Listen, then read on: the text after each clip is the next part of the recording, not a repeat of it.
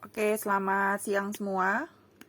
Kita lanjut lagi ya pembahasan kisi-kisi ujiannya. Nah, kemarin kan terakhir sampai nomor kisi-kisi yang nomor 15.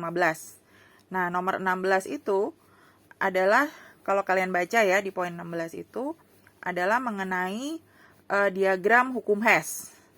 Ya, diagram hukum Hess itu tinggal mengikut rumusnya tinggal melihat dari diagramnya. Gitu. Nah, kita lihat dari yang paling panjang kan. Di sini kan ada 3 ya. Ada 3 delta H, ada delta H1, terus ada delta H2 dan delta H3. Pertama kita lihat dulu yang paling panjang ya.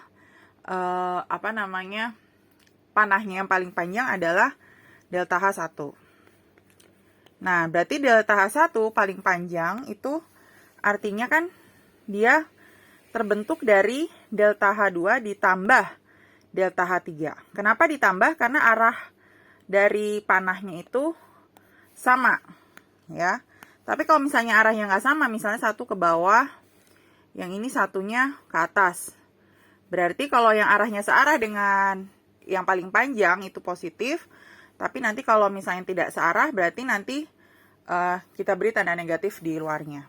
Nah, ini kebetulan searah ya, sama-sama delta H2 sama delta H3, berarti delta H1 itu sama dengan delta H2 plus delta H3. Nah, terus selanjutnya, kan karena delta H1-nya nggak ketahuan, itu berarti yang ditanya ya. Nah, delta H2-nya kita udah dapat, angkanya adalah minus 222 kilojoule. Terus ditambah, ya kan, si delta H3-nya adalah minus 566. Nah, ini tinggal dihitung, berarti minus 8, 2 tambah 6, 8 lagi, 2 tambah 5, 7. Minus 788. Nah, tapi yang ditanya di soal itu bukan delta 1. Kalau misalnya ditanyanya, misalnya kalian nanya delta 1, langsung aja jawabannya berarti minus 788. Tapi yang ditanya di soal adalah entalpi standar. Nah, ini standar pembentukan gas CO2. Nah, pembentukan gas CO2 itu berarti awalnya. Akhirnya berarti CO2, awalnya itu adalah ini. Karena pembentukan standar itu artinya dibentuk dari unsur-unsur yang membentuk senyawa tersebut. Nah, berarti kalau kita tulis 2C plus 2O2 menjadi 2CO2. Itu nilainya adalah minus 788. Cuma kita lihat dia mintanya entalpi standar. Kalau entalpi standar pembentukan CO2 itu berarti koefisien CO2-nya nih, yang di angka depan di CO2 itu harus harus 1. Jadi ini nggak boleh 2 begini ya, karena dia standar, berarti harus dibagi. Semuanya si yang subjeknya itu harus 1 koefisiennya. Berarti ini semua kita bagi 2. Jadinya berubah jadi C plus O2 menjadi CO2. Nah, tapi karena angkanya semua dibagi 2, berarti angka entalpinya juga harus dibagi 2. Jadi nanti jawabannya min 788 per 2. Nanti dihitung aja berapa gitu. Itu mengenai hukum Hess ya, dalam bentuk diagram. Itu yang ada di kisi-kisi untuk nomor 16. Ada yang mau ditanya nggak? Kalau nggak ada, berarti kita lanjut ya ke kisi-kisi yang nomor selanjutnya. Nah, kita lihat di sini untuk PG soal nomor 17, ini masih hubungannya dengan termokimia. Dia bilang siswa dapat menghitung harga delta H reaksi dengan menggunakan energi ikatan. Nah, energi ikatan itu berbeda dengan yang tadi ya, dia hukum Hess. Ini kemarin nggak ada contohnya di TO, jadi Miss pakai yang contoh dari soal lain. Nah, ini energi ikatan. Jadi diingat kalau rumus dari energi ikatan, rumusnya itu adalah delta H total yang kiri dikurang delta H total yang kanan, ya. Ikatan kiri dikurang dengan ikatan kanan. Berarti ini tuh harus dibuat dulu bentuk ikatan reaksinya gitu. Jadi misalnya kayak ini, diingat kalau C itu tangannya ya, tangannya ada 4 ya. Terus kalau O ada 2, kalau yang lain kalau N ada 3, kalau yang lain kebanyakan tangannya 1. Maksudnya tangannya itu gimana? Misalnya contohnya kita lihat dari soal dari ini ya, C2H4, berarti C2H4 kalau kita bikin ada C, mengikat 4H. Berarti H-nya ada di sini, ada yang di sini kan, 2 ya kita kasih. Nah, padahal tangan H itu kan ada 4. Tangan C itu ada 4. Nah, ini masing-masing C-nya baru punya 3 tangan. Berarti sebenarnya ini adalah alkena ya. Ada ikatan rangkap di tengah. Gitu. Nah, baru kita tulis lagi, ditambah HCl. Kalau HCl kan tidak termasuk yang CON itu. Berarti HCl pasti bentuknya normal biasa. Nah, gini. Terus baru tanda panah menjadi C2H4Cl. Ya, C2H4.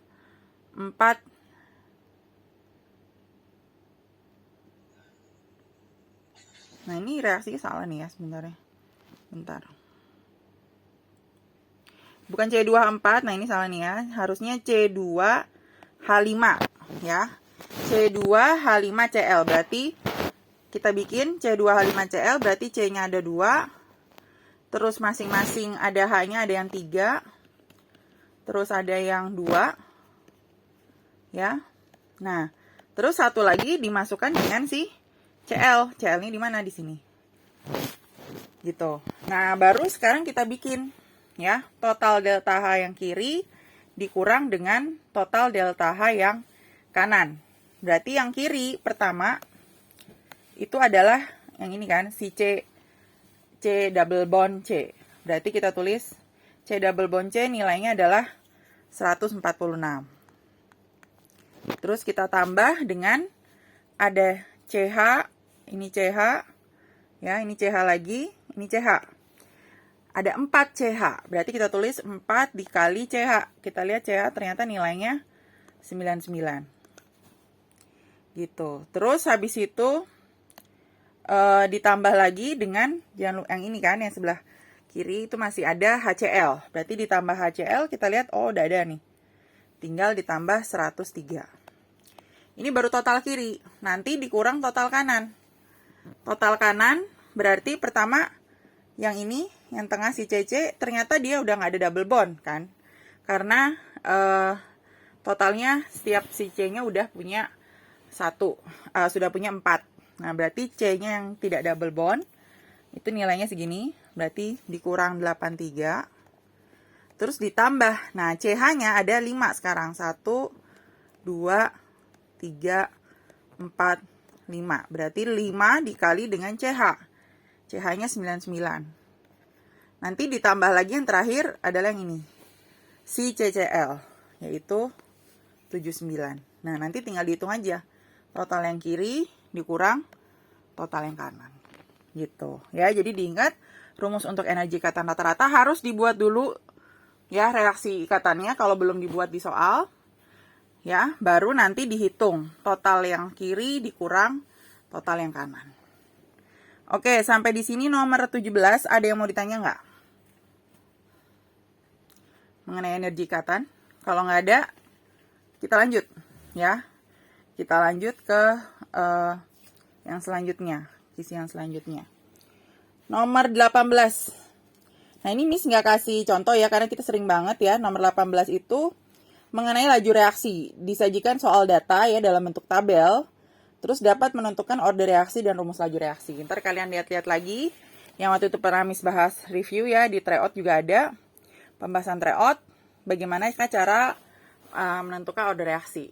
Ya, itu yang pilih dua data yang sama ya. Kalau misalnya order reaksi X, pilih data yang sebelahnya yang dua data yang sama. Sebaliknya juga kalau order yang Y, pilih yang data sebelahnya yang untuk order X yang sama. Itu nomor 18.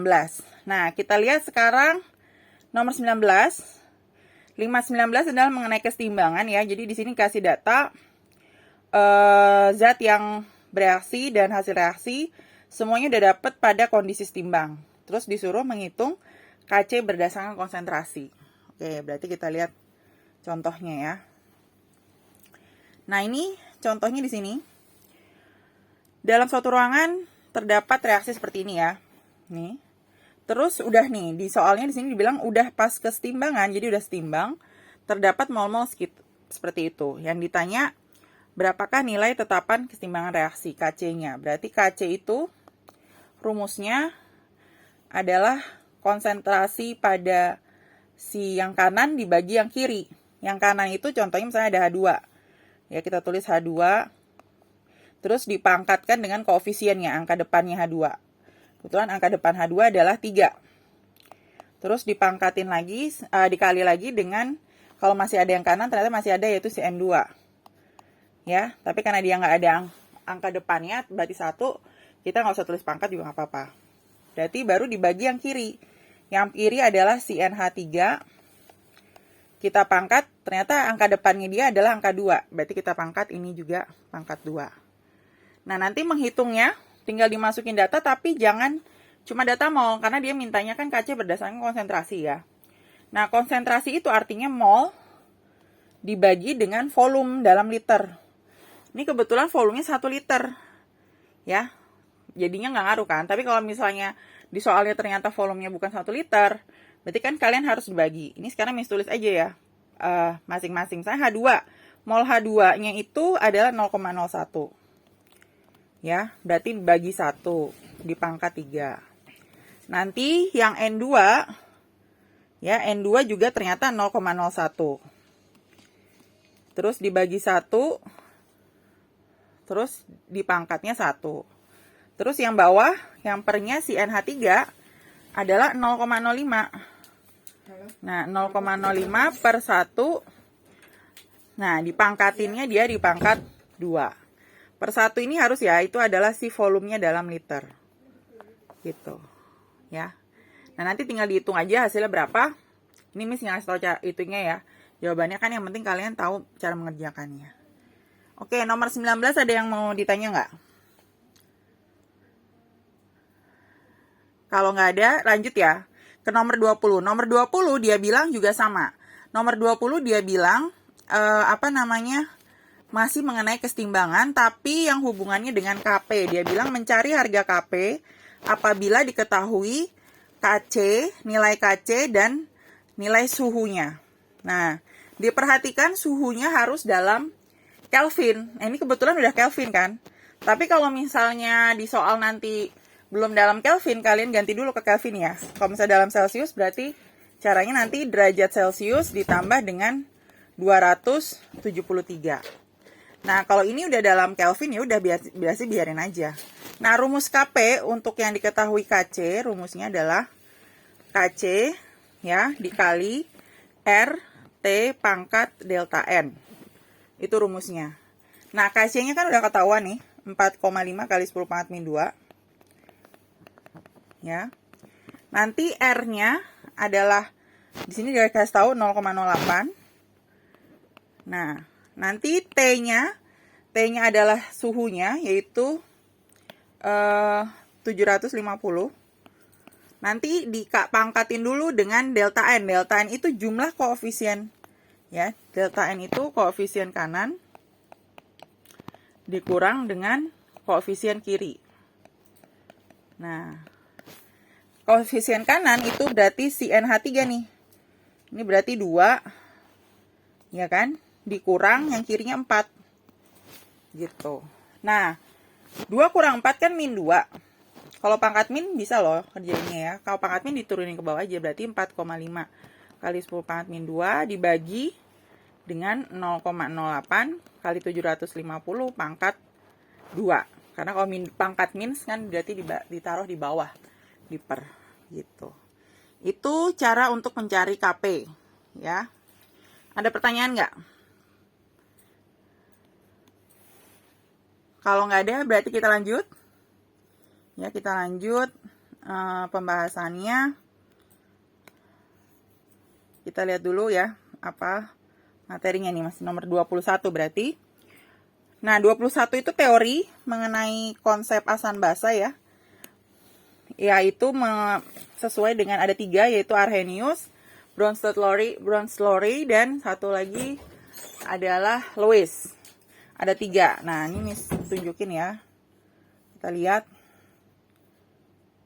Nah, ini adalah 3 teori ya dari teori asam basa. Kalian bisa cek lagi di buku kelas 11 ya mengenai asam basa. Kalau Arrhenius itu adalah dia bilang kalau asam itu berarti dia mengeluarkan ion H+, ya, sedangkan pada saat diuraikan, sedangkan kalau basa dia ada namanya ion OH-. Itu adalah untuk teori si Arrhenius. Tapi kalau dia mintanya teori Bronsted-Lowry itu biasanya bentuknya seperti ini. Ya, seperti reaksi. Bronsted-Lowry itu asam itu yang lebih banyak H-nya. Ya, jadi H-nya lebih banyak dibanding dengan si basa. Dan dia itu selalu pair ya, artinya apa? Pasangan. Gitu. Jadi contohnya nih misalnya yang ini HPO4 2-, dia akan berpasangan dengan yang namanya mirip yaitu PO4 3-. Nah, nanti ditanya mana yang asam, mana yang basa gitu. Nah, berarti asam itu adalah yang jumlahnya lebih banyak dibanding basa. Berarti kalau dari pairing ini HPO4 2- sama PO4 3-, yang lebih banyak H-nya adalah yang HPO4 2-. Berarti ini adalah asam. Gitu. Sedangkan si PO4 3- itu basa konjugasinya atau basa aja. Saya tulis seperti itu. Nah, berarti pair yang satu lagi, si H2O pasti di pairingnya sama ini kan, H3O+. Yang H2O itu hanya cuma 2, sedangkan yang H3O+, H-nya ada 3. Berarti untuk di sini H2O-nya berperan sebagai basa, ya. Sedangkan H3O+-nya berperan sebagai asam. Gitu. Itu mengenai teori Bronsted-Lowry. Nah, kalau teori Lewis itu bentuknya seperti ini. Jadi dia gabungan ya antara 2 senyawa gitu ya. Misalnya kalau ini, jadi asam itu adalah basa itu adalah yang memberikan elektron gitu ya. Nanti asamnya itu yang menerima. Jadi kalau misalnya H+ kayak gini, nanti yang ini kan ada elektronnya, dia masuk nanti berubah jadi seperti ini. Gitu. Ini juga sama ya. Berarti yang ada elektronnya itu berarti intinya basa gitu ya. Ini juga sama, yang ada elektron berarti intinya dia adalah basa. Itu adalah teori Lewis. Tapi biasanya sih yang sering keluar untuk UN itu adalah yang ini. Teori si yang Bronsted-Lowry. Jadi bisa mengidentifikasi mana yang berperan sebagai asam dan mana yang berperan sebagai basanya. Gitu. Oke, sampai di sini ada yang mau ditanya nggak? Kalau nggak ada, kita lanjut ya ke materi selanjutnya. Nomor selanjutnya. Nah, nomor selanjutnya adalah nomor 22. Masih asam basa ya. Dia bilang disajikan senyawa asam atau basa kuat, Miss nggak tahu ya. Beserta massa, MR, dan volumenya. Disuruh menghitung pH-nya. Intinya itu soal yang nomor 22. Nah, ini Miss kasih contohnya basa ya. Tahu basa asam gimana? Ini kan kalau basa itu ciri-cirinya dia ada OH-nya ya, ada OH di sini. Ini berarti basa. Nah, ini tinggal dikerjakan. Diketahui 4 gram NaOH MR40 dilarutkan dalam 250 ml. Terus tentukan pH-nya. Pertama kita cari dulu molaritas dari si NaOH. Nah, rumusnya kan gram per mR yaitu 40 kali 1000 per mililiter dilarutkannya sampai berapa? Berarti di situ sampai 250 ya. Berarti ini coret 4 ya. Terus ini 4. Ini 4. Ini coret 10. Jadi 4 bagi 10. 4 bagi 10 berarti 0,4 atau 4 kali 10 pangkat min 1. Nah, ini baru molaritas dari si larutan NaOH-nya. Nah, langkah selanjutnya adalah mencari molaritas dari si OH-nya, karena yang dihitung pH itu kan OH- atau H+-nya. Nah, ini OH-nya, kalau dikuat, ini cuma OH- cuma ada 1. Ya, berarti kita kali 1. Kalau misalnya soalnya misalnya X, OH2 berarti harus dikali 2. Kalau ini karena 1 ya dikali 1 OH minnya. Berarti 4 kali 10 pangkat min 1 dikali jumlah OH minnya yaitu 1. Berarti tetap 4 kali 10 pangkat min 1 lah ya. Nah, terus habis itu kita lanjut sekarang mencari pOH dulu gitu. Kenapa? Karena kalau pH kan nggak bisa langsung. Kalau H+ bisa langsung. Kalau ini basah nggak bisa langsung. Kita cari pOH-nya. Ya, rumusnya kan kita udah tahu ya, min log dari OH minnya yaitu 4 kali 10 pangkat min 1. Berarti min 1-nya ke depan, jadinya 1 min log 4. Nah, itu baru pOH-nya. Nanti baru cari pH-nya. Rumusnya 14 dikurang pOH. Berarti 14 dikurang 1 min log 4. Berarti hasilnya 13 plus log 4. Nah, gitu. Ya, itu adalah soal yang nomor 22. Oke, sampai di sini ada yang mau ditanya?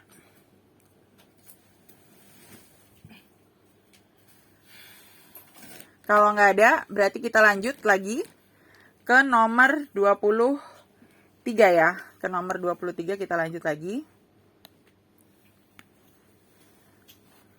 Nah, nomor 23 dia bilang menghitung pH larutan garam berdasarkan konsentrasi larutan garam tersebut apabila disajikan larutan garamnya itu terbentuk dari basa kuat dan asam lemah. Nah, berarti basa kuat dan asam lemah itu contohnya nih ya. Ini dari asam lemah yaitu CH3COH, CaOH 2 kalinya adalah basa kuat gitu. Nah, dikasih tahu M-nya adalah 0,04. Terus yang ditanya ditentukan pH garam. Nah, kalau pH garam, ya, rumusnya itu adalah kalau garam hidrolisis ya, yang cuma terdiri dari 1 itu, rumusnya kebalik. Kalau ini Ka, kan harusnya asam. Tapi kalau namanya pH hidrolisis, garam hidrolisis itu mengikuti sifat yang kuat. Berarti bukan bukan H+, tapi OH-. OH- sama dengan rumusnya akar 10 pangkat min 14 per si Ka-nya dikali M dikali valensi dari si garam tersebut. Nah, jadi kalau kita bikin, ini kan M-nya berarti 4 kali 10 pangkat min 2 ya, biar kita memudahkan perhitungan dibuat bentuk seperti itu. Terus habis itu kita masukkan ya angkanya 10 pangkat min 14, ini 10 pangkat min 5. Nanti M-nya kita masukin juga 4 kali 10 pangkat min 2 misalnya. Nah, valensinya itu adalah si jumlah yang lemahnya itu. Yang jumlah lemah di sini kan di sini ada dalam kurung 2. Berarti dikali 2. Gitu. Tapi kalau nggak ada yang kurung berapa, itu ya berarti dikalinya 1. Kecuali kalau ini kan contoh mis ada kali 2-nya, berarti ini dikali 2 nih. Valensinya namanya ya. Nah, baru tinggal dihitung biasa. pOH-nya ini berarti 8 kali 10 pangkat min 11 ya. Min 14 tambah min 2, min 16 ditambah 5. Berarti min 11. Gitu ya. Berarti kalau kita bikin akar 8 kali 10 pangkat min 5,5. Itu bentar baru itu OH. Nanti dari sini kamu bisa cari sendiri pOH-nya. Ya, cari lagi pH-nya. Cara ngerjainnya sama. Mencari pOH sama pH seperti yang tadi di contoh 22. Gitu. Oke, sampai di sini ada yang mau ditanya? Kalau nggak ada kita lanjut ya. Kita lanjut ke yang 24. 24 itu dia bilang disajikan larutan penyangga dan nilai pH. Terus jadi itu ada penyangga ya. Terus ada pH-nya berapa. Terus bisa tanya berapakah pH larutan jika ditambahkan sedikit asam dan sedikit basa. Ini nggak kasih contoh karena namanya penyangga itu adalah larutan yang apabila ditambah sedikit asam, basa, atau air, pH-nya tidak akan berubah. Jadi kalau misalnya pH-nya awalnya misalnya 3, ya paling perubahannya jadi 3,0 berapa gitu ya. Jadi ini nggak usah dihitung, langsung kalian bilang bahwa pH yang kedua itu hampir sama dengan pH yang pertama gitu. Ya, jadi tidak usah dihitung. Itu yang soal nomor 24. Nah, soal nomor 25 itu masuknya ke koloid, yaitu teori yang kelas 11 ya. Nah, itu teori kelas 11. Kita lihat. Nah, itu dia bilang bisa diketahui ya. Dia bilang diketahui ada 2 fase ya, fase dalam suatu koloid, terus disuruh tentukan nama koloidnya. Jadi itu misalnya dia bilang jika fase terdispersinya padat, terus gas, berarti nanti nama koloidnya ada aerosol gitu ya. Itu ada 8. Kalian bisa cek lagi di buku kelas 11. Misalnya kalau gas di dalam cairan, berarti ntar namanya buih gitu ya. Misalnya kalau cair dalam cair, berarti ntar namanya emulsi. Itu kita baca nih ya. Benar nggak sih tadi? Nah, ya, disajikan campuran 2 zat yang membentuk koloid.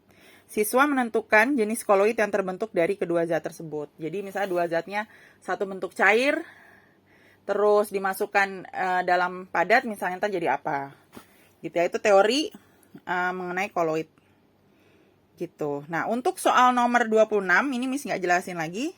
Karena ini pelajaran kelas 12 nih ya, udah masuk pelajaran ke-12. Yaitu disajikan jumlah mol zat pelarut, jumlah mol zat larut ya, dan tekanan uap jenis pelarut. Peserta didik dapat mampu menghitung penurunan tekanan uap. Nah, itu tinggal kalian lihat lagi rumus tekanan uap ya. Ini nggak terangin lagi, itu ada di bagian sifat koligatif. Oke, sampai di sini ada pertanyaan. Kalau nggak ada, berarti hari ini kita sampai di sini dulu ya. Minggu depan kan masih ada waktu lagi untuk kita membahas mengenai soal-soal yang selanjutnya. Oke, sampai di sini dulu. Selamat siang semua.